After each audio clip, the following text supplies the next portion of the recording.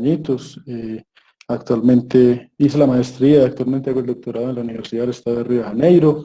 Y bueno, y estoy trabajando la evolución del magmatismo granítico entre aproximadamente 110 y 50 millones de años en los Andes del Norte. Digamos que esta conferencia surgió como una especie de presentación de la recopilación bibliográfica que tenía hecho hasta el momento, tratando de incorporar sobre todo pues, los últimos trabajos. De hecho, esta presentación está actualizada hasta lo que salió antier en el libro de Colombian, de George of Colombia. Y bueno, hemos hecho un trabajo recopilatorio tratando de presentar esta gran cantidad de información que ha surgido en los últimos meses, ya que pues un trabajo recopilatorio muy grande, este que han ido haciendo el Servicio Geológico, y claro, todo lo que se viene presentando desde años anteriores y cómo se tiene cuál es la idea de la concepción geodinámica de los Andes del Norte de la fecha. No pretendo pues llegar de entrada, plantear uno u otro modelo. Venga, con permiso un segundito, yo silencio, porque veo que por aquí están entrando como que unos mensajes. Uy, María, qué Entonces, pena, te interrumpo. La hola. charla puede grabar. Hola. Podemos grabar la charla para montarla después en YouTube. Claro, Ahora muchachos, estoy haciendo una hágale. pregunta. Ah, bueno, muchas Claro, gracias. claro, pueden grabarla, no hay ningún problema. Bueno, entonces vamos a empezar, ¿cierto? Bueno, ya les presenté, digamos que el contenido va a ser un poquito, digamos que por el tiempo de la charla, pues no puede ser muy extendido. La evolución geodinámica de los Andes del Norte es material no solo para una materia, que sería Geología de Colombia, sino eh, metiendo los casos de Venezuela, de Ecuador, de Panamá, digamos, la placa del Caribe que tiene una gran influencia en nuestro contexto, pues eso se vuelve casi que eh, cursos y cursos completos. Eso depende del nivel de detalle al que se quiera llegar, pero pues en esta hora aproximadamente que tenemos, pues tratemos de ser muy puntuales. Entonces, bueno, un poquito de lo que veremos. Pero así como una introducción, pues es importante tener en cuenta qué son los Andes del Norte, de qué hablamos. Si bien entendemos que la cordillera de los Andes es toda esta cadena montañosa que se extiende desde la Patagonia hasta los Andes de Mérida en la Guajira, en Venezuela o hasta nuestra Guajira, e incluso se considera parte del Círculo de Fuego del Pacífico, pues tendría mucha mayor extensión. Pero estando en el dominio en el que estamos acá en Sudamérica, hay que tener claro que geodinámicamente hablando los Andes pueden ser subdivididos en tres dominios principales: los Andes del norte, los Andes centrales y los Andes del sur, teniendo en cuenta que los Andes del norte, que comprenden Colombia, Venezuela y Ecuador, se caracterizan principalmente pues, por una secuencia de platos oceánicos y terrenos del Mesocenozoico que han acrecionado a la zona de lo que en este sector sería el escudo de Guyana. Los Andes centrales, pues ya que corresponden más a Perú, Bolivia, el norte de Chile, Argentina, pues ya son un ejemplo de un orógeno de subducción con terrenos del Paleozoico, mucho más estudiados muy a fondo, por ejemplo, por el profesor Ramos. Y bueno, mientras que la zona sur, pues la Patagonia como tal, ya tiene otras implicaciones, más asociadas a una cuenca oceánica. Eh, digamos esta figura aquí como para redondear esa contextualización. eh, ¿Todos ven mi mouse? ¿Alguno que me responda por ahí, Sí, por favor? me Sí, echamos. listo. Listo, bueno. Eh, entonces estaremos trabajando pues en esta zona de acá, los Andes del Norte, digamos en estos colores, en este verdecito que corresponde a los terrenos pues, que hicieron su acreción en el Mesozoico y Cenozoico. Y bueno, ese es el contexto, ¿cierto? Cabe resaltar una cosa que desde ya empezamos a notar particulares estos son los Andes del Norte, que no es solo esos terrenos del Mesozoico y Cenozoico, sino que en la zona pues, más oriental de la cordillera oriental y en la extensión hacia Venezuela, en Mérida, hay unos terrenos paleozoicos y además, pues al menos en este esquema tectónico que es del mapa tectónico de América del Sur del 2016, pues se presenta aquí esta manchita morado claro, ¿cierto? Que corresponde con los neoproterozoicos. Y en este caso, bueno, se asocia más a la región cretónica. Un pequeño pues, detalle aquí ya un poco más de la geología que de lo tectónico, de nuevo a escala regional como para introducción, y vemos también cómo esa zona asociada a lo definido como terreno andaquí por Tuzán y Restrepo en el 88 y 86 corresponde, al menos en leyenda, a las zonas más asociadas a Guyana, y que cuando hablamos de la geología norandina, pues hablamos casi que de la geología de la Gran Colombia, de lo que fue como un hecho histórico, pues digamos Venezuela, Colombia, Ecuador y parte de Panamá, que claro que tiene una influencia sobre todo en los últimos millones de años. Intentar hacer esta recopilación que he estado haciendo pues es bastante complejo, sobre todo porque eh, hay que saltar muchísimo entre escalas de información. Hay que tener una escala de mucho detalle cuando empezamos a ver zonas muy complejas como el occidente antioqueño, que se presentan zonas con unidades litoestratigráficas muy complejas, con terrenos, presuntos terrenos, zonas de suturas, ofiolitas, que requieren una escala de trabajo muy pequeña, pero que cuando nos vamos a escala mayor, pues tenemos que considerar no solo esta propuesta, por ejemplo, de terrenos de Colombia, que es la última presentada ahorita en el 2020 por Restrepo y Tuzán, también en el libro de la geología de Colombia, considerar los terrenos ecuatorianos, ¿cierto? Esta es una versión de los terrenos ecuatorianos de Egues y otros del 2017, que es el mapa geológico de la República de Ecuador, y que además no tienen una correlación directa, no empatan. Cuando se hace la unión cartográfica, pues ni siquiera encajan. Eso requiere un montón de trabajo que, bueno, pues se han ido realizando. Y en el caso de Venezuela particularmente, si bien en el caso de Colombia, mapas geológicos del 2019, del 2017, el de Ecuador, en Venezuela, el caso es que la última cartografía oficial está en el 2005, está muy detallada, un trabajo muy interesante que se puede encontrar y que digamos que aquí genera unos dominios geográficos, pero que pues, tectónicamente ellos entienden también su país como una serie de bloques que parten desde el escudo de Guyana, una región central de los llanos, los Andes de Mérida, Perijá, la cuenca de Maracaibo y una región denominada el sistema montañoso del Caribe, que tiene pues también una alta complejidad y que a la hora de integrar pues es interesante encontrar cuál es la relación con las unidades colombianas que están justo aquí al lado de la frontera, ver, por ejemplo, cuál es la continuidad entre la cordillera oriental y los Andes de Mérida, y bueno, y esa región del Caribe, unas rocas de alta presión, varias cosas muy interesantes que hay allá que tienen que ver con nuestro occidente colombiano. Bueno, incluso Panamá. Digamos, también es un resumen de la geología de Panamá, presentado ahorita ahorita en el 2020, con unidades que continuarán, que seguramente pues que continúan en nuestro Chocó. Entonces, bueno, por ahí empieza el reto, tratar de estudiar y entender toda esa geología y poderla unir en un esquema que más o menos sea coherente.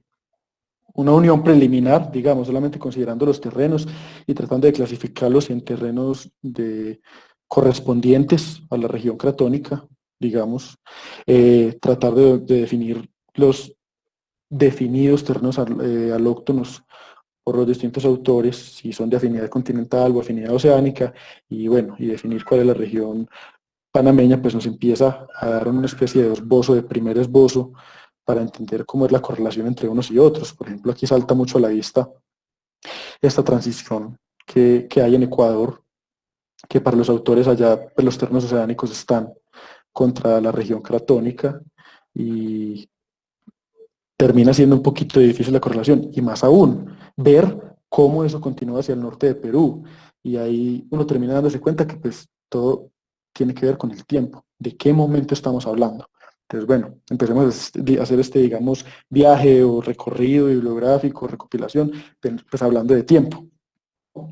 Cuando como geólogos hablamos de tiempo, pues lo primero que tenemos que ver o que pensar es qué fue lo primero.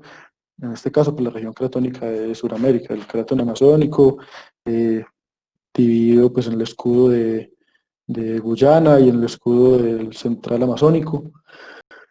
Y vemos que pues acá en Colombia empezamos a tener ya varias pistas sobre la configuración de esa región.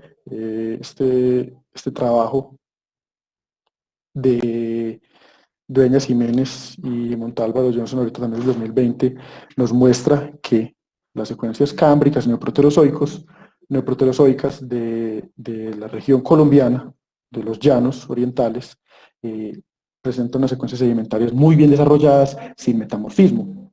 ¿Por qué esto es importante? Este dato del metamorfismo, porque nos permite empezar a diferenciar entre estos tres bloques tectónicos definidos como Chibcha, Andaquí y el crátano amazónico. En la región de Colombia, el basamento, digamos, de estas tres unidades presenta edades muy parecidas. Presenta el metamorfismo más o menos entre 1000 y 1200 millones de años, sobre todo para el Chibcha y el Andaquí, y edades mayores, ya del orden de 1200 de años para arriba, en la región amazónica, con la región cratónica. Entonces, ¿por qué estas tres unidades no pueden ser lo mismo? Un punto muy importante es empezar a tener en cuenta qué les pasó a estas secuencias que tenían encima. Pues uno de los autores que más ha trabajado, digamos, esta región aquí en Colombia, pues es Ibáñez y Mejía. Estoy a la espera que salga el trabajo próximo también en el libro de Geología de Colombia, muy ansioso por leerlo. Pero de los trabajos que ya se han publicado, pues podemos ver que, por ejemplo, el macizo de Garzón, esta región acá, lo cual sería el primer terreno que, entre comillas, acrecionó, entre comillas no, primer terreno que permite diferenciarse del crátano amazónico, presenta, en este caso, unas firmas de proveniencia de zircones bien distintas.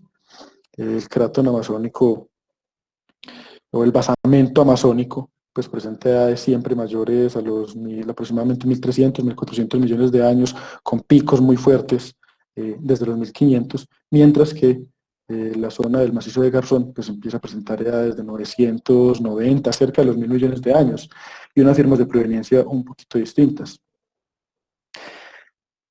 Este autor, Ibáñez Mejía, definió que geocronológicamente hablando, si bien son muy parecidas las edades de proveniencia, las edades de metamorfismo de lo que sería el terreno Chibcha, toda esta zona, digamos, basamento de nuestra cordillera oriental y parte de la Sierra Nevada de Santa Marta, y el macizo de Garzón, parte cerca de la Macarena, la zona más oriental del sur de la cordillera oriental colombiana, y una parte del piedemonte llanero, sobre todo por la zona de Putumayo, empieza a ser distinto. ¿Cuál es la principal característica? Entonces allá vámonos.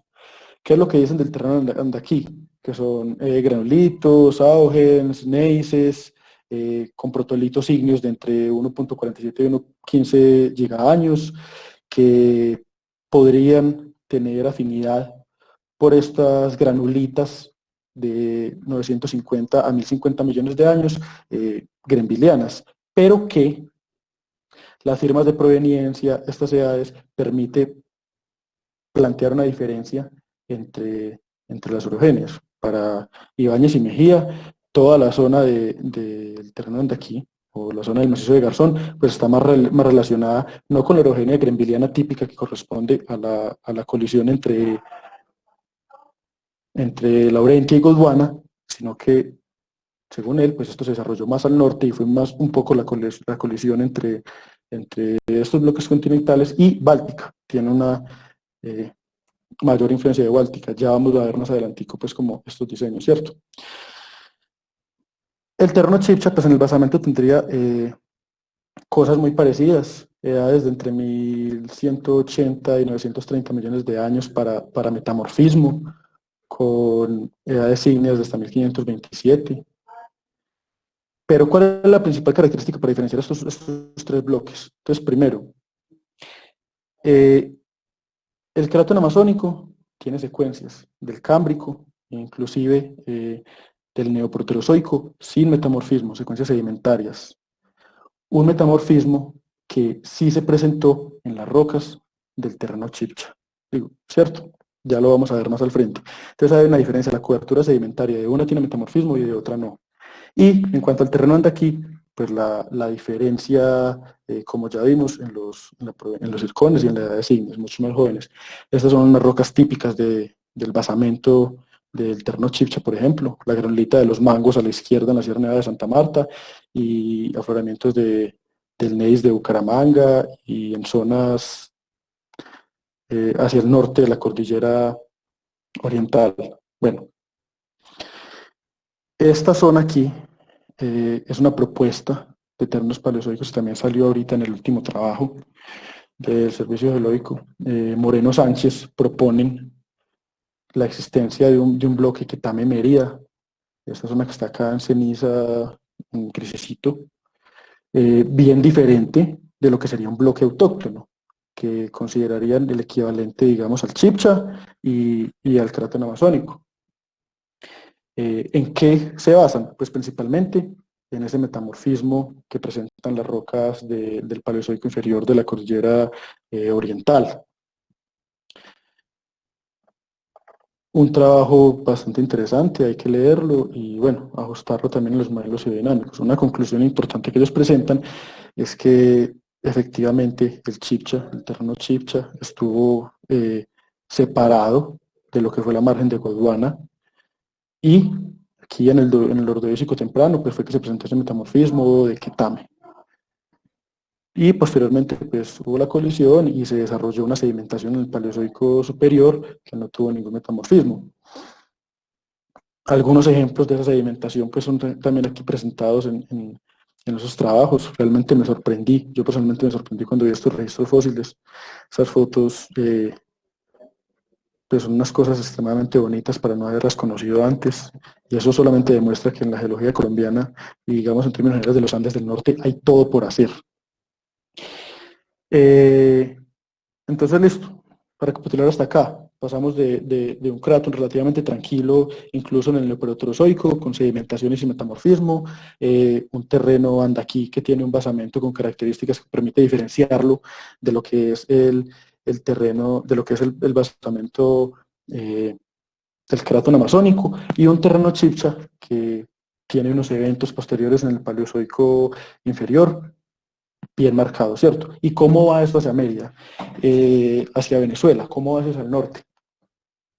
Encontramos una columna estratigráfica en los Andes de Mérida, bastante parecida a lo que pues, como geólogos tenemos en la cabeza sobre lo que vemos en el terreno Chibcha, un basamento paleozoico, digamos acá, unas secuencias jurásicas de rifting, de las red beds, las famosas red beds, una sedimentación cretácica asociada para ellos a una margen pasiva, un poco distinta como lo entendemos nosotros, pero bueno, digamos una sedimentación cretácica importante, y bueno, y ya unos eventos miocénicos que están ahí. Importante que ellos allá han identificado magmatismo, eventos magmáticos con presencia de granitos en el Paleozoico temprano y en el Cámbrico. Entonces, ahí ya empieza a surgir una primera incógnita. Venga, este magmatismo allá tiene que ver con qué, en nuestro caso colombiano. Y en Ecuador, si bien se ha reportado basamento precámbrico en algunas de las perforaciones y de los basamentos que hay en los pozos que ellos tienen en su región amazónica, pues hasta toda la recopilación que he hecho no he encontrado todavía datos publicados sobre la presencia, el afloramiento de unidades equivalentes allá, ¿cierto? Ya cuando empezamos a entrar al Paleozoico en los Andes colombianos, pues nos encontramos en un ambiente geodinámico bastante complejo, ¿cierto? Esto solo para resumirlo. Este esquema también presentado ahorita por Moreno Sánchez y otros en el trabajo de la geología de Colombia. Un cámbrico que empieza con una margen pasiva muy cerca, al frente, digamos adentro, pensando en lo del Pacífico de hoy en día, pero en los Océano Yapitus, con unas márgenes convergentes que empiezan a estar cada vez más cerca de lo que evolucionaría como el territorio colombiano, de Venezuela y de Ecuador, digamos, en esta zona hoy en día noroccidental del crátano amazónico, ¿cierto? Y un proceso de colisión paulatino que llega hasta el carbonífero pérmico con la formación de Pangea. Un proceso de colisión que no es muy simple, como vemos involucra varios arcos existiendo en el espacio, cosas que son difíciles de explicar, pero coinciden casi todos los modelos en que durante la parte superior del Mesozoico nos encontrábamos casi coexistiendo en el espacio lo que es Colombia, Ecuador, el norte de Perú, con México, con el sur de México, ¿cierto? Entonces, si vamos a estudiar las secuencias hasta el Paleozoico de Colombia, debemos de pensar que hay que empezar a buscar equivalentes, hay que entender de geología de México y del sur de los Estados Unidos, por evidencias paleontológicas, evidencias de todos los modelos de educación de evolución nos apuntan hacia eso. Aquí pues una pequeña publicidad, importante el terreno Anacona, que pues también es uno de los capítulos que salió, uno que he tenido el placer de trabajar con estos dos grandes profes que son Jorge Julián y el profe Rubén Martens. Y bueno, pistas de esa relación del Paleozoico entre Sudamérica y el sur de Norteamérica, pues es este terreno, que en el trabajo lo pudimos correlacionar con terrenos en el sur de México y en la región norte de Perú. Un terreno, a mi parecer, muy bonito. Quienes han tenido la oportunidad de conocerlo, pues esas anfiolitas granatíferas, por uno como geólogo, no dejan de ser más que sorprendentes. Con una historia evolutiva bastante compleja, pero bueno, ahí les dejo el trabajo, después lo trataremos con más fondo. Importante anotar que teniendo unas edades ígneas entre 400, aproximadamente de 540 millones de años por el Neis de la Miel, y teniendo unas edades de 450, 480 millones de años para el metamorfismo, representado también en el Neis, en la fiolita de Caldas, pues vemos que a 345 millones de años la roca, las dataciones por argón-argón, las cuales nos darían una edad de enfriamiento,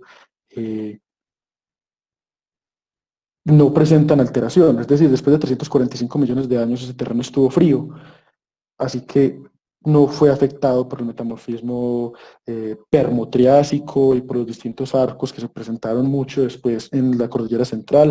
Entonces, bueno, eso ya da una pista de aloctonía bastante fuerte. Y bueno, todavía hay que entenderlo en el contexto. Esta presentación aquí también es un agradecimiento para muchos de los que están acá, que es también esta presentación que me ayudaron con ese trabajo, haciendo campo, un montón de cosas, y un homenaje para mi compañero Manuel, que pues lamentablemente ya no está. Cuando pasamos del Paleozoico empezamos a entrar al Mesozoico.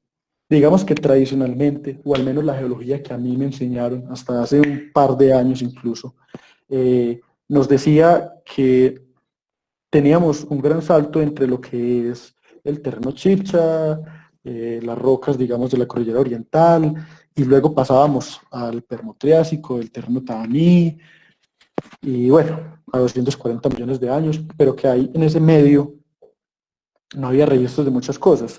Recuerdo pues en el Congreso del 2015 una acalorada discusión entre Camilo Bustamante y Gabriel Rodríguez sobre el magmatismo permotriásico, el batolito de Bagué, y trabajos detallados que surgieron a partir de esas discusiones, de esas cosas que se fueron encontrando, pues permitieron identificar que efectivamente en el margen occidental de la cordillera oriental del terreno Chibcha, perdón, no de la cordillera oriental, del terreno Chibcha, hay efectivamente un arco pérmico bien identificado, que tiene edades entre 294 y 260 millones de años, que presenta mosodioritas, cuarzo, monzonitas, tonalitas, granodioritas y algunas rocas metamórficas con afinidades calcoalcalinas, en fin, todas las cosas que deberíamos de encontrar en un arco. Y este arco pérmico no estaba bien identificado, al menos no estaba muy claro, hasta que, bueno, estos autores empezaron a trabajar en ello, y bueno, se recopiló ahorita en el trabajo de Rodríguez, Correa, Zapata, Juan Pique está por ahí, y bueno, y nos muestran que en este momento, que hasta el pérmico, pues el territorio que hoy en día forma los Andes del Norte, se encontraba en el margen occidental de Gondwana, y se presentaba un proceso de subducción tal que pues, permitió formar este arco y que se extendía por lo menos desde Perú hasta México, según estos autores. Entonces, ahí todavía seguimos pensando en que había una continuidad entre Perú y México. Claro, hay que tener en cuenta que nada de lo que es hoy en día Ecuador y gran parte, nada de lo que es hoy en día Panamá y gran parte de Centroamérica existía. Estamos todavía en este modelo por acá, en el Pérmico, donde tenemos pues esta continuidad aquí en Pangea, ¿cierto? Un arco bien desenvolvido, se me perdió la palabra, un arco bien desarrollado en toda esta margen pues, occidental de Gondwana, ¿cierto?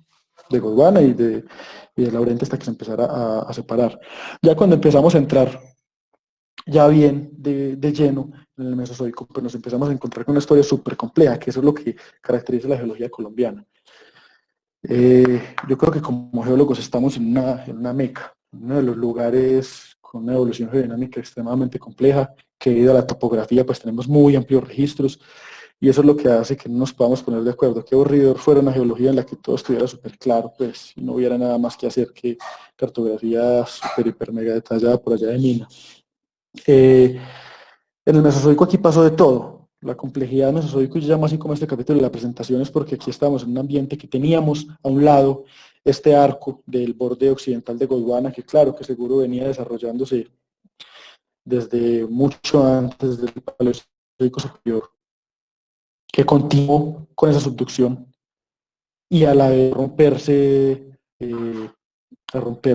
Pangea, a separar a Gondwana y a Laurentia, y esa separación se dio justo atravesando parte de lo que es el territorio colombiano, o sea, con seguridad que quedaron muchos rezagos de esa ruptura. Si vemos aquí desde el Jurásico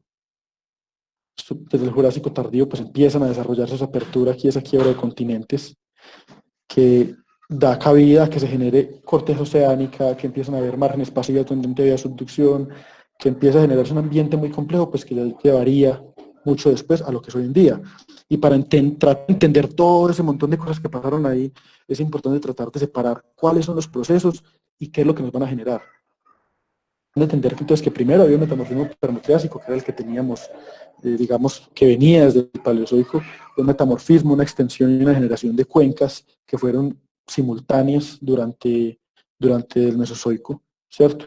El metamorfismo de esos arcos y la extensión y generación de cuencas propias de una apertura continental, de una margen divergente, y que a la vez estaban ocurriendo un montón de arcos magmáticos que vemos reflejados en el territorio, que nos van a llevar a tener pues, el ambiente más complejo del mundo.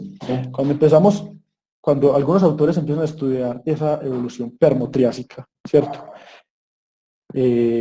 Empiezan a hacer trabajos muy interesantes como este de Spikins y Paul, ahorita también del 2020, que muestra, que estudia, digamos, la configuración de todo este magmatismo permotriásico y trata de explicarlo, pero no encuentra muy bien cómo. Y nos lleva a pensar, y plantea en su trabajo que hay posiblemente tres modelos para explicar esa configuración. Uno, pues un modelo netamente extensivo, ¿cierto? Donde podrían asignar la generación de todo este magmatismo a extensión. Un modelo mucho más convergente, con una margen de subducción, y un modelo intermedio pues, que presenta colisiones de bloques y un montón de cosas. Incluso estos autores consideran que el terreno Tami como tal no es un terreno independiente separado del Chibcha, sino que puede ser, es una posibilidad, plantean ahí, es una posibilidad de que sea simplemente el reflejo de este metamorfismo permotriásico afectando ese borde occidental del terreno Chibcha. Claro, pues tiene su continuación al sur en Ecuador, que digamos que es donde Spikins ha trabajado mucho más, sobre todo de la mano de Diego Villagómez, y bueno, y presentan estos modelos para ese momento, que involucran sí o sí la coexistencia de magmatismo generado tanto por una margen convergente como por extensión.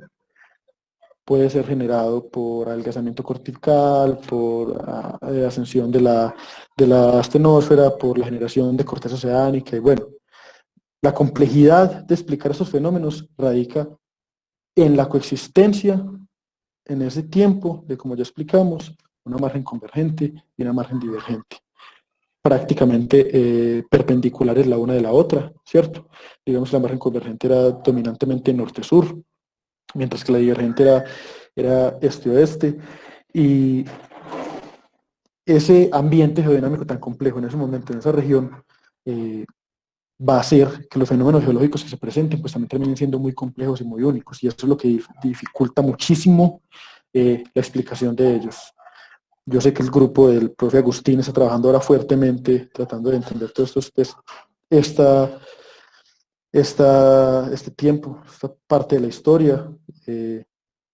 Ojalá podamos entender próximamente qué es lo que hay.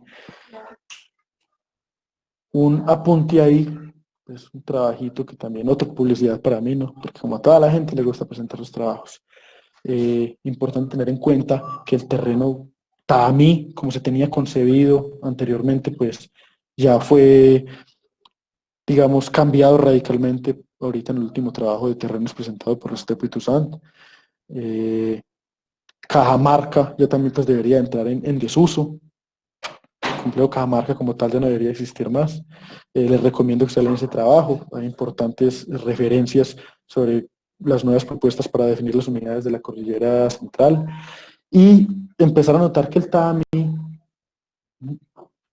deja de ser un poco esa incógnita, unas rocas metamórficas que no sabemos de dónde aparecieron, como hay unas rocas metamórficas de 240, 250 millones de años y salieron de dónde. Pero, por ejemplo, algún día tuve la suerte el profesor Julián de encontrar unos registros fósiles, algunos de los estudiantes que están aquí nos han acompañado a verlos, en mármoles de lo que en ese momento se considera el complejo Cajamarca, y unas fotos lindas que he tomado por ahí del terreno también. Esto, por suerte, muy cerca de mi casa. Eso es en el oriente antioqueño, entre San Luis, Cocorná, El Carmen, pues toda esta zona de montañosa para allá del río Melcocho, del Santo Domingo, y, y espero próximamente presentar un trabajo sobre cosas muy curiosas que he encontrado por allá. Pues todavía apenas estoy empezando a digerir lo que vi, pero bueno, ahí como el abrebocas. Cuando empezamos a ir un poquito más hacia el occidente, empezamos a encontrar, pues claro, el Valle de Aburrá, donde al menos el SEG Student Chapter de la Facultad de Minas, que fue el que invitó a esta charla, no sabía que iba a venir tanta gente, qué nervios. Pero bueno, en Medellín estamos en un ambiente geodinámico más que privilegiado. Da para hacer una vida entera en la geología de la zona.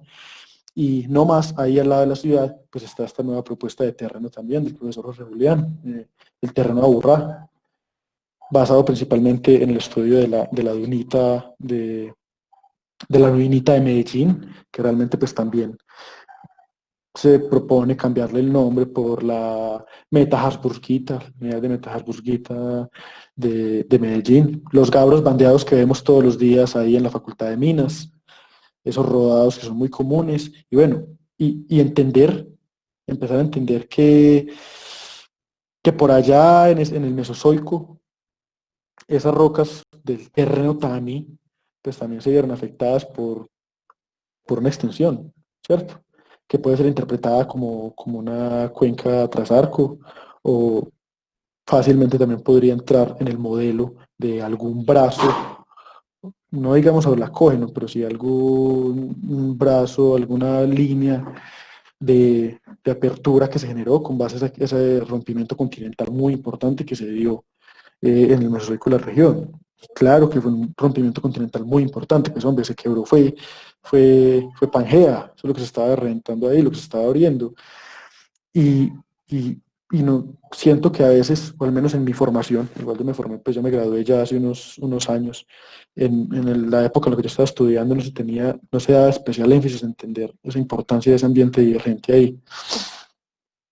Ya cuando entramos pues en el Jurásico, vemos todos estos registros magmáticos, un registro magmático bastante interesante, estudiado en todo el país, en este trabajo también.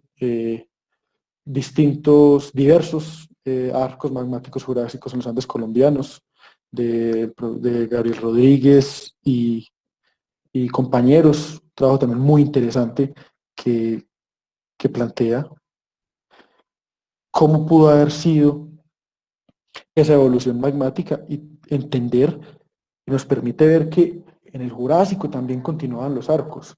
Entonces ya tenemos un arco que viene desde el límite, desde el Paleozoico superior, que entra en el Pérmico, que sigue en el Jurásico y que no físicamente conecta pues con el magmatismo cretácico, pero tener una historia, pero tener claro que hemos tenido una constante existencia de arcos en lo que hoy en día es el territorio de los Andes del norte desde el Paleozoico.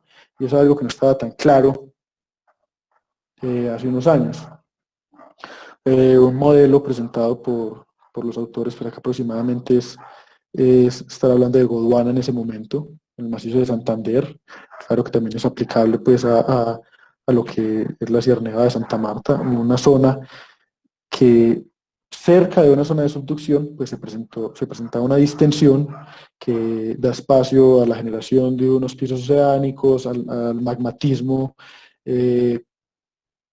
representaba la formación Saldaña, en todas estas secuencias que se ven mucho en el Valle Medio del Magdalena, en Santander, en fin, y que posteriormente pues también llegaron una colisión de arcos o de bloques que venían desde el Pacífico, o no necesariamente desde el Pacífico, de hecho podían venir desde el sur, ser bloques que simplemente se separaron en algún momento, pero estuvieron simplemente un poco al frente y luego volvieron a colisionar. Eso es lo que estamos tratando de resolver ahora. En la última versión de los terrenos colombianos aparece este terreno de Halcón, ¿cierto? Para los que no han leído este trabajo, pues que creo que pueden ser bastanticos del público, les recomiendo. Es una de las hipótesis para explicar todo este metamorfismo de entre 160 y 140 millones de años del Jurásico y entrando incluso casi ya en los límites con el Cretácico. Pensar que en una parte muy importante del sur de la cordillera central de Colombia pues tenemos un metamorfismo que, si bien trabajos lo habían identificado, solamente hasta este libro de la geología de Colombia, en sus distintos trabajos, se empieza a definir ya como pues al menos un segmento fuertemente con un metamorfismo jurásico muy fuerte, ¿cierto? Ahora ahí resta el trabajo detallado para definir si esto tiene alguna correlación con el magmatismo que se presentaba en el borde del terreno Chibcha, por allá en el Pérmico, en el Triásico, en el Jurásico, ver cómo es esa evolución magmática con ese terreno de Halcón. Toda la tela por cortar del mundo. La evolución jurásica del Nord W de Gondwana, el conocimiento, el trabajo de Bayona, Bustamante y otros. Vemos cómo esa secuencia viene inclusive pues, desde el norte de Perú. Ahí la pregunta y el trabajo grande es ver si la relación entre el magmatismo jurásico nuestro pues, es el mismo magmatismo jurásico que se está identificado en Perú, o cómo cambia la subducción en esa región. Y continuando pues con esa gran complejidad jurásica, encontramos que en unas zonas había una depositación muy tranquila, una foto del cañón del Chicamocha, cerca de Zapatoca, y ver cómo nos seguimos encontrando con ese problema para explicar lo que estaba pasando. Cualquier modelo requiere tiene ese conflicto entre explicar una margen convergente con un montón de terrenos y de bloques distintos, con historias distintas que están uno encima del otro ahí colisionando, pero a la vez tenemos unas zonas de extensión donde se desarrollan cortes oceánicas, donde se desarrollan secuencias marinas, y bueno, aquí tres hipótesis, ¿cierto? De nuevo, una hipótesis extensional únicamente, una hipótesis basada en subducción y una hipótesis con la creación de terrenos para autóctonos. Y pues yo personalmente no me he podido decidir por más que he estudiado. Y bueno, los modelos geodinámicos nos llevan más o menos hasta acá. Allá estaríamos entrando en el Cretácico. Tenemos más o menos claridad sobre la evolución de las secuencias marinas del oriente colombiano. Trabajos muy importantes también ahorita del 2020, me faltó aquí colocarlo, perdón, sobre cómo ha sido toda esta sedimentación cretácica, la evolución estructural de la cordillera oriental, y creo que me va a tocar empezar a andar más rápido porque me demoré mucho. Entonces, bueno, los estilos estructurales de la cordillera oriental, unas cuencas marinas importantes con todo un registro fósil bastante estudiado, sobre todo por los compañeros de la sede de Bogotá, unas deformaciones posteriores bastante interesantes y pues todo que ver con la cuenca de los llanos ya posteriormente. Esta foto es simplemente una foto bonita que algún día tomé desde el corregimiento de Aquitania, acá en la cordillera central, mirando hacia el oriente, entonces viendo lo que sería el piedemonte de la cordillera central en la parte inferior de la imagen, toda la zona del Río Claro, el río Magdalena como una pequeña linecita y todo el valle del Magdalena en la parte central de la imagen y arriba por la cordillera oriental y sus altas montañas allá que reflejan ese pliegue al fondo y en la parte superior de la imagen. Bueno, ese registro cretácico, jurásico y cretácico en Colombia es bastante importante. Los estratígrafos también tienen mucho en que entretenerse ahí, lamentablemente no es muy fuerte, pero cosa importante que notar, que en la cordillera central está fuertemente presente y que en la cordillera central tenemos muchas unidades cretácicas y que nos dejan muchas preguntas. Un trabajo también muy interesante, que sé que el profe Agustín y sus muchachos están por ahí, este capítulo también presentado ahorita, el récord, ¿qué récord? Bueno, las secuencias cretácicas en su transición de marinas a andinas en los Andes centrales. Y yo pues también estoy muy ansioso de trabajar con ellos y ver qué es lo que resulta, o al menos hacer salidas de campo con ellos para discutir varias cosas sobre estas unidades que están, en este caso estamos hablando de Abejorral, el Batolito Antioqueño, Stock de Altavista, entonces un Cretácico en la cordillera central colombiana que tenía al mismo tiempo un magmatismo bastante fuerte, digamos el magmatismo tipo Batolito Antioqueño, pero que también está Mariquita, eh,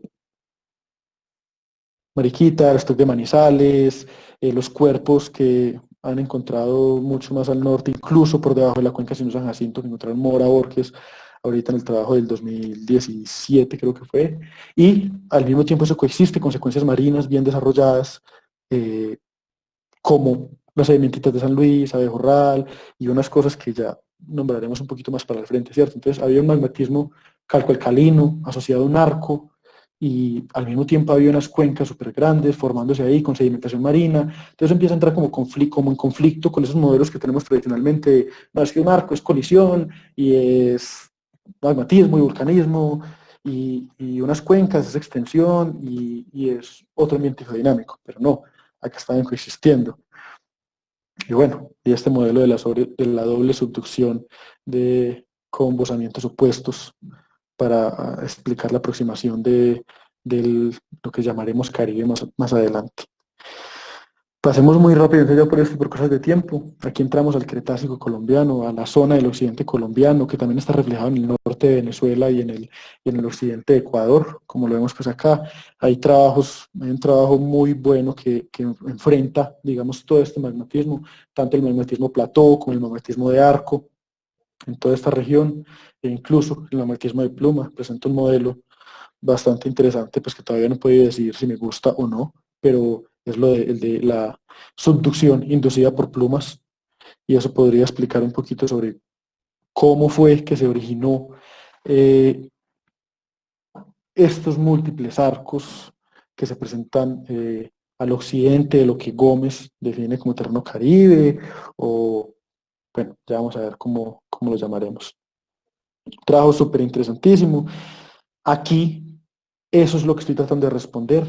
Mi tesis de doctorado en este momento pues está estudiando todos estos cuerpos magmáticos que están aquí en naranja y rojo, desde las Antillas del norte de Venezuela, pasando pues por Guajira, Sierra Nevada, pasando bien por el centro de Colombia y yendo hasta Ecuador.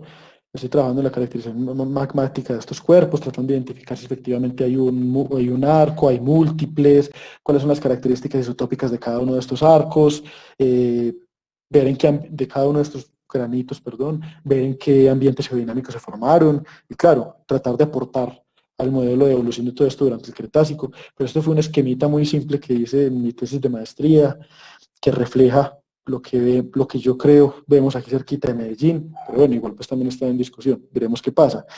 Y aquí hacemos una gran transición y empezamos a entrar a lo que es el occidente colombiano. Aquí un par de fotos del profe Osvaldo y del profe Jorge Julián, de esas secuencias de pilolados, de basaltos columnares, que se encuentran en las islas de San Andrés, las Andesitas y en el occidente colombiano. Tomo eso para decir que empezamos a hablar de una geología un poco más asociada a la evolución del Caribe.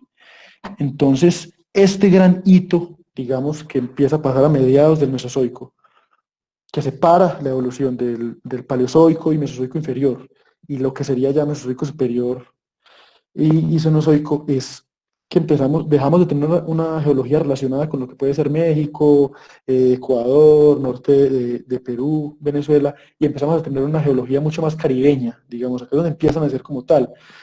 Y vemos que esas secuencias típicas del piso oceánico, pues empezamos a tenerlas acá en los Andes, arriba. Esta foto es cerca del área de estudio de Juan Pablo, en Altamira, una zona por demás muy bonita, pero pues horrible hacer campo al mediodía con esos 42 grados que me tocó estos días.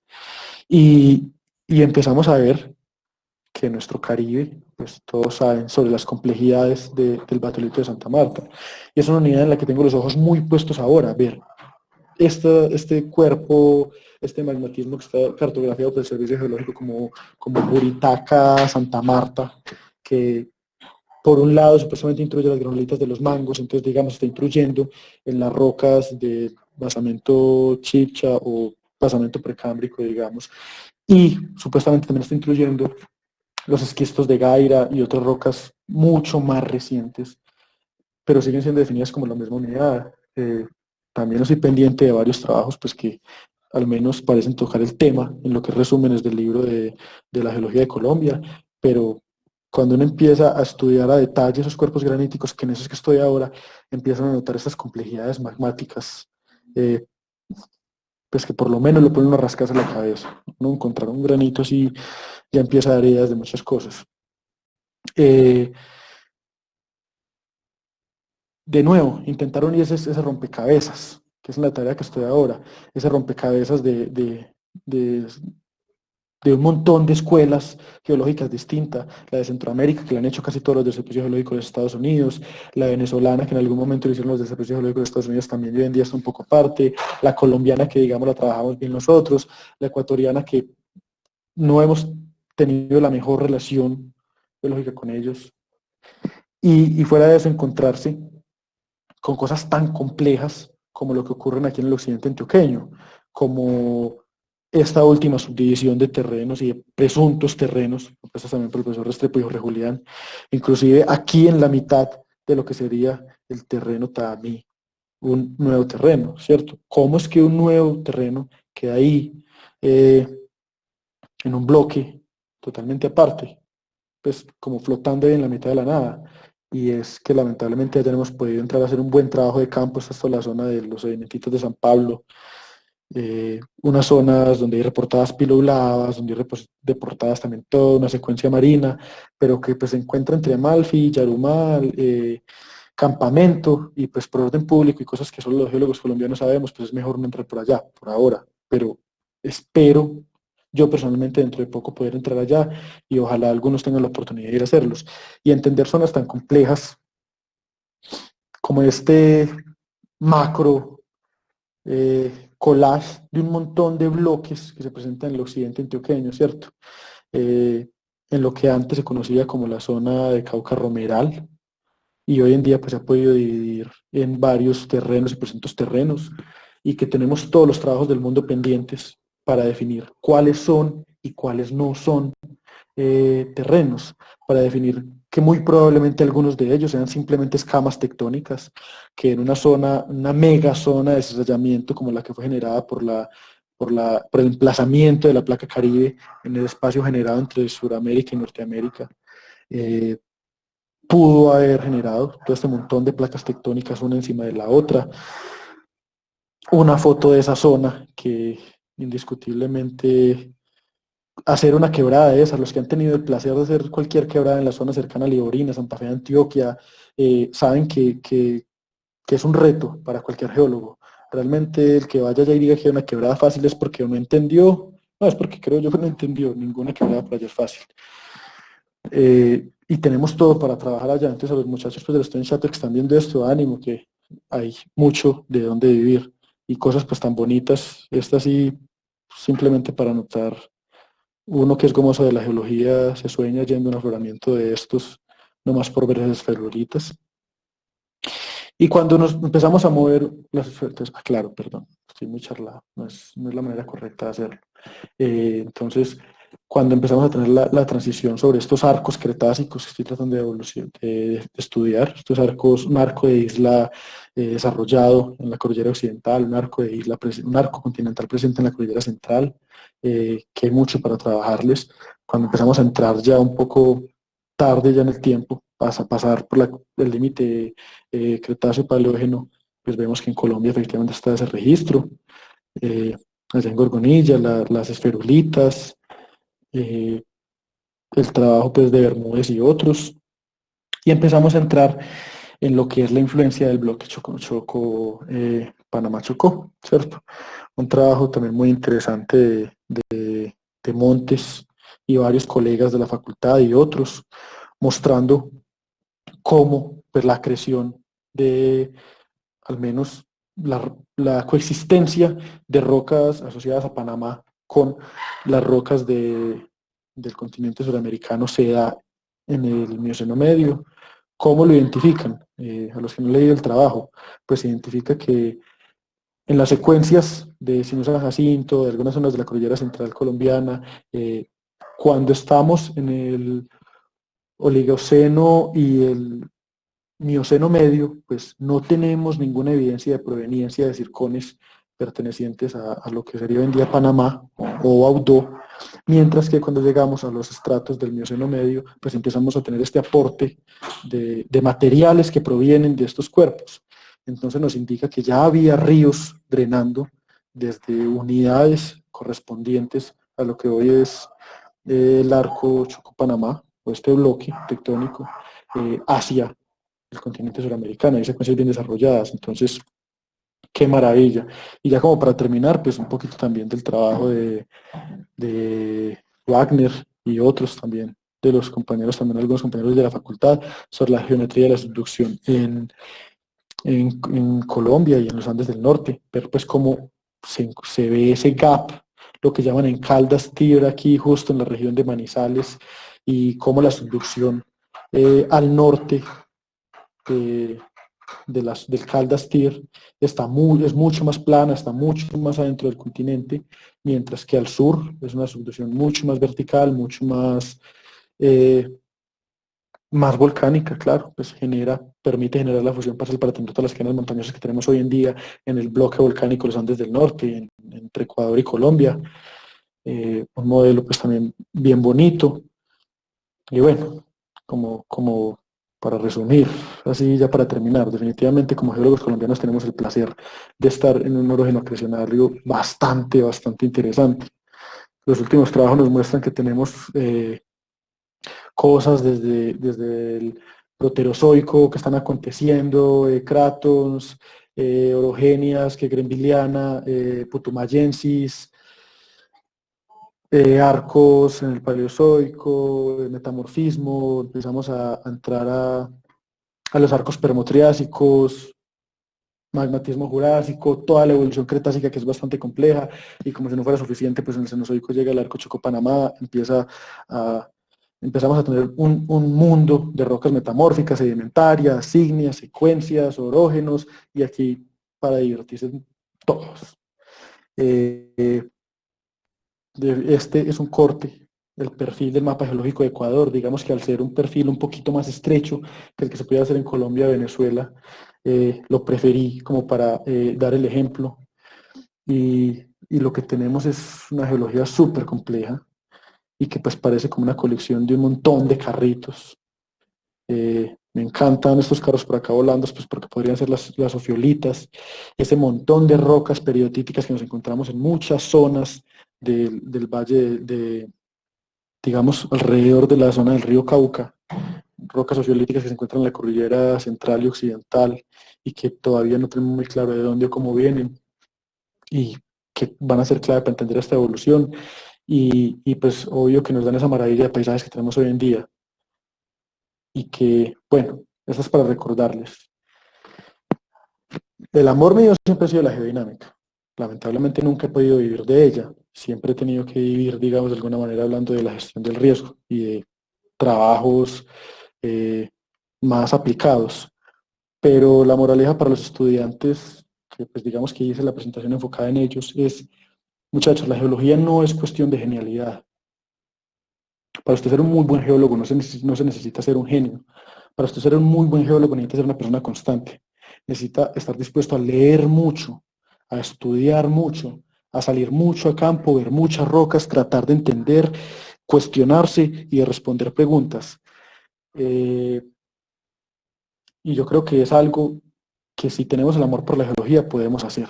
Cuando uno realmente ama algo, pues lo hace por gusto y con el tiempo eventualmente terminará volviéndose bueno en eso.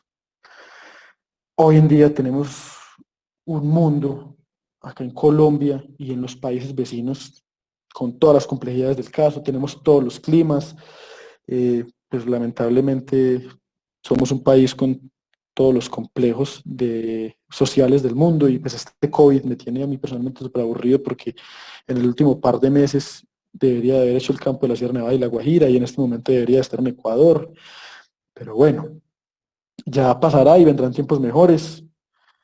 Ahí les dejo pues como ahí los hashtags para que me sigan. Realmente este Geotrochero es una página alterna que creé también por amor a la geología, tratando de, mi objetivo en el próximo par de años, y al menos mientras termine el doctorado, es recorrerme todas las unidades geológicas más importantes de Colombia, haciendo campo, reconociéndolas. Y bueno, pues ahí están, por si quieren seguir. Y bueno, el meme, ¿qué estoy haciendo con mi vida, cierto? Muchas gracias a todos los presentes, espero les haya gustado. Hay toda la tela del mundo para cortar. Ojalá, si alguno está interesado, pues podamos cuadrar una reunión para tratar cualquier tema específico, cualquiera de los trabajos. Con muchos de los autores que cité, pues he tenido contacto en el último año, tratando de entender qué es lo que escribieron, tratando de discutir con ellos y esperemos a ver qué sale de ese doctorado complejo, a ver si algún día puedo entender qué fue lo que pasó en el Cretácico en Colombia y si algún día todos como comunidad pues podemos entender esto. Muchas gracias muchachos, espero les haya gustado y preguntas, sugerencias, quejas, reclamos. Muchas gracias. Sí, hola. Disculpa un momento. Sin duda estuvo muy interesante, estuvo muy enriquecedora sobre todo para toda la comunidad científica. A continuación entonces vamos a darle paso a la sesión de preguntas del público. Para eso les pido el favor de que la realicen a través del chat o que manifiesten su intención de hacerlo a través de los micrófonos para que sea un poco más ordenado. Vi que Santiago quiere hacer una pregunta. La puedes realizar, perdón, David Cardona, la puedes realizar. Hola Wilmer, ¿cómo estás? Por acá Jesús David Cardona.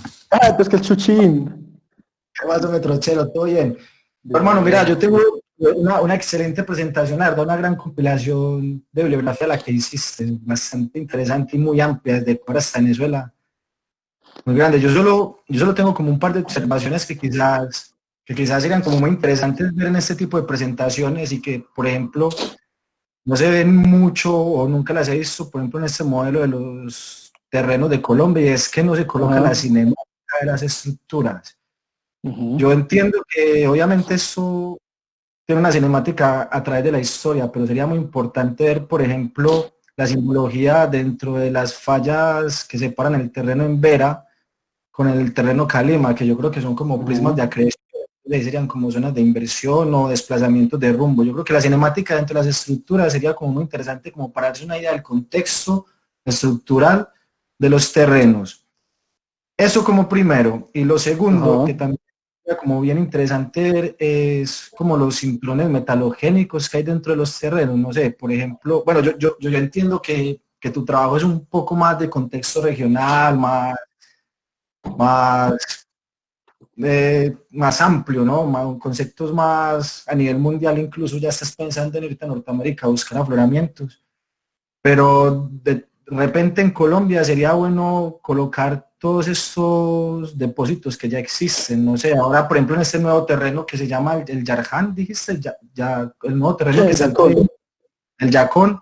Ahí sería bueno colocar, por ejemplo, quizás todos estos pórfidos que caracterizan los depósitos, como la colosa, por ejemplo, o en el norte de Medellín, Ajá. en el terreno lo que sería Gramalote, o en el terreno Chipcha, lo que serían como los depósitos, no sé, no hacerlo como tan puntualmente, pero sino como cada vez que uno pueda ver estos mapas de los terrenos de Colombia, darse una idea de la cinemática, de las estructuras que controlan cada terreno y ver en qué terreno tenemos más potencial de depósitos económicos. Esos son como Ajá. observaciones un poco más para Colombia. Entiendo que quizás no tienen que ver mucho con tu contexto regional, así que bueno, lo dejo solo como sugerencia, pero bacán. Bueno, y interesantísimo, la verdad, súper interesantísimo. No, pues Chuchito, ojalá todo esté muy bien por allá en Chile, hombre. Mira, ahora estoy trabajando fuertemente en hacer toda la incorporación de esa información para tener algo más gráfico. Realmente lo que yo quiero y el objetivo, el fin último, digamos, de este proyecto de recopilación bibliográfica y evolución geodinámica de los Andes es hacer un, un video. O sea, la idea aquí es salir con un video. Estoy trabajando, metiendo bastante información en un software que se llama Gplates, que seguro muchos lo conocen, tratando de modelar bien estos bloques, estos terrenos, estos bloques estos bloques tectónicos, viendo cómo es la cinemática de unos y otros, momentos de acreciones, identificar bien cuáles son las fallas que son límite o no, porque muchos de ellos son terrenos propuestos, ¿cierto? Entonces todavía no es bien claro cuáles son los límites. Eh, Ha ayudado muchísimo el mapa geológico de América del Sur que salió ahorita también hace unos meses, el año pasado, y hasta ahora estoy en eso. Espero pues, realmente en un año y medio, más o menos 2 años, poderle hacer otra presentación ya mucho más de conclusiones. Y respecto a lo económico, pues, hombre, yo creo que se van a ir algunas décadas tratando de entender estos Andes del Norte y indiscutiblemente esto se vuelve valioso cuando pues se empieza a ser una fuente de prospección y exploración. Ya queda la invitación abierta para los amigos de la económica, así como usted o los muchachos que coordinaron la presentación, para que hagamos ese collage y podamos cruzar esos dos temas, a ver qué resulta, qué pistas de prospección tenemos de ahí. Sí, yo entiendo que es amplio. Yo lo que sugiero como recomendación es algo gráfico, así como tú lo dices. Es como Ah, quizás o alguno de los del grupo colocar un poquito donde se ubiquen cuáles son los depósitos económicos dentro de los terrenos que tenemos. Eso. seguro que sí, No, Chucho. no sugiero algo muy amplio para cada depósito, porque es una cosa de locos, definitivamente. Eso, padre, de una. Bueno, muchas gracias, bueno, viejo Julio. Te faltó colocar el batolito de sabana larga, sí. No, usted, eso es de mis amores. Pero bueno, muchachos, otra pregunta. Sí, tenemos algunas aquí en el chat. La primera Vale. dice, ¿las aguas termales del estado Mérida están asociadas genéticamente a los volcanes de Colombia? Pues ahí sí es demasiado específica. No conozco bien las aguas termales de Mérida, es más, pues sí las había de nombrar, pero nunca he leído nada al respecto. Eh, es importante tener en cuenta y podría aportar pistas. También en el libro de Geología de Colombia, pues que me tomo el trabajo de leerme todo lo que ha ido saliendo, hablan sobre el potencial geotérmico colombiano. Hay un capítulo específico para eso. Y en la zona de la zona cerca, digamos, en Boyacá, hay un gradiente geotérmico bastante interesante, de los más importantes del país. Por allá también pues hay unas aguas termales que pueden tener correlación, pero estoy especulando. La verdad. Ahí sí, entonces la respuesta es no, sí. Tenemos otra que dice, quisiera preguntarle qué opina sobre el Flat de Bucaramanga y su respuesta al posible corrimiento de los productos magmáticos al oriente. El qué, perdón, a ver, no. A ver, yo la Flat, leo. dale, Flat es Flat. El flat slab. Ah, bueno. A ver, la busco por acá. Tan. Bueno, no he entrado, yo realmente la configuración de las placas tectónicas, de la subducción hoy en día en detalle no la he estudiado también. Me centro más en la geodinámica, pero el trabajo que les mostré creo que en una de las últimas diapositivas, eh, donde está Agustín, León, que habla sobre el estilo de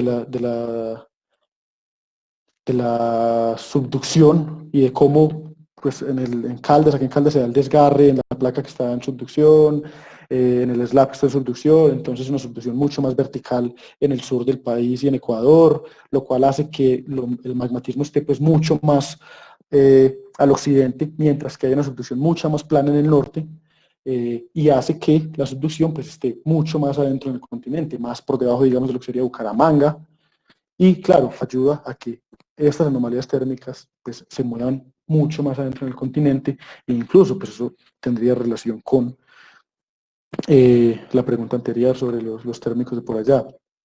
Eso sí es campo de los geofísicos, pues yo creo que ellos lo tienen muy bien sustentado.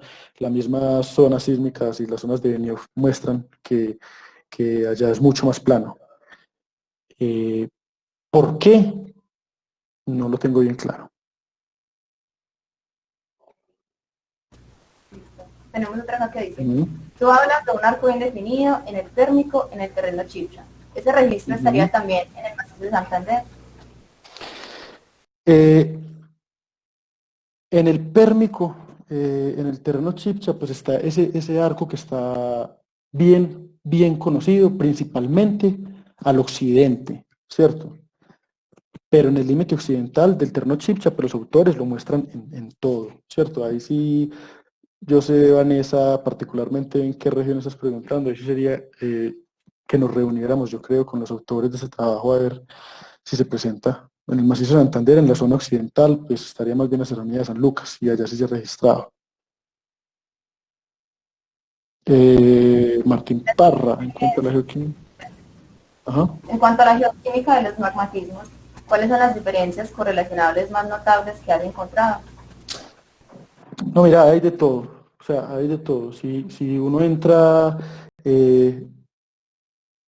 al magmatismo que estamos hablando asociado a las zonas de extensión, pues vas a tener magmatismos a veces toleíticos, que cuando empiezan a hacer geoquímica a veces parece de piso oceánico, otras veces parece calco alcalino, y ahí estoy hablando, por ejemplo, del magmatismo del Valle Medio del Magdalena, ¿cierto? Del magmatismo jurásico.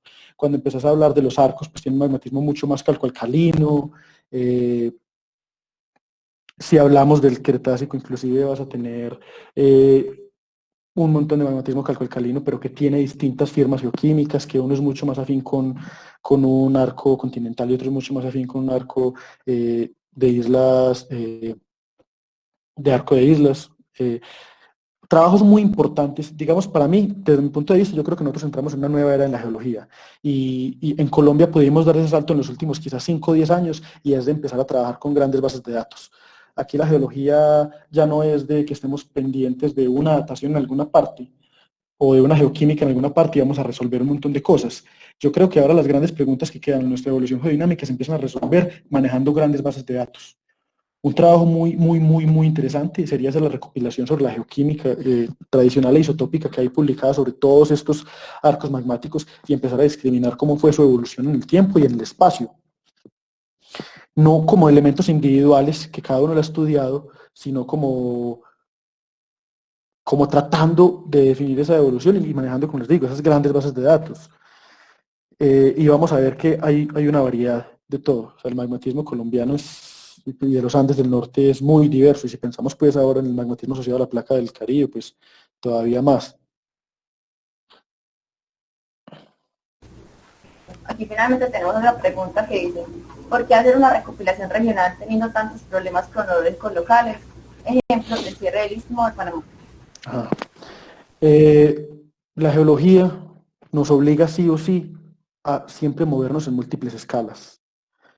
Algunas veces, estudiando efectos locales, vamos a poder tener una concepción de eventos regionales.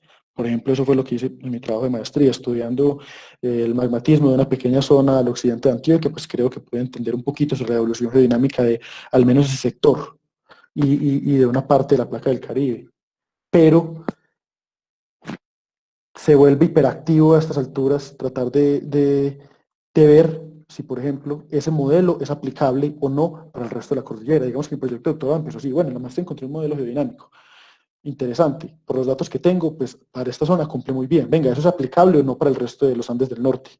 Y te obliga a cambiar de escala, te obliga a empezar a considerar tendencias, y obvio, es muy delicado porque no se puede perder la evidencia de lo local, ¿cierto? Por eso es que la investigación de esas termina siendo tan compleja y de tantos años y tan larga, y muchas veces de una vida entera, sino que lo cuentan los profes que están por ahí que llevan años tratando de entender problemas que al inicio parecían no tan complejos. Muchas gracias, Wilmer. No veo más preguntas en el chat. No sé si alguien quiere realizar alguna a través del micrófono. Bueno, pues entonces mientras de pronto alguno se avienta, de todas formas agradecerles mucho, como le cuento, es un proyecto que está pues en construcción, estamos andando, está haciéndole, a ver si algún día saco ese doctorado adelante, cualquier sugerencia, ánimo de discutir, cualquier cosa, pues ahí les dejo como los links de las redes y vamos a ver, a trabajar juntos, a ver si algún día entendemos esto. La idea es que quede pues, la presentación por ahí grabada, los muchachos me dijeron, y no, muchas gracias a todos por la presencia, espero la hayan disfrutado.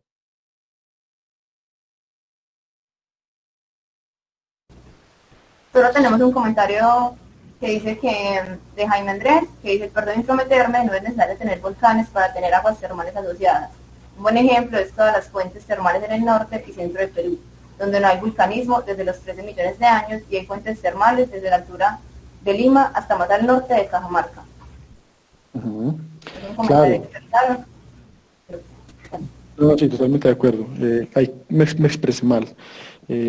No necesariamente es vulcanismo, pero sí, digamos, anomalías térmicas, en este caso con una fuerte influencia de subducción, un montón de cosas, pero bueno, sí, tiene toda la razón ahí el compañero. Listo, entonces yo creo que ya no hay más preguntas.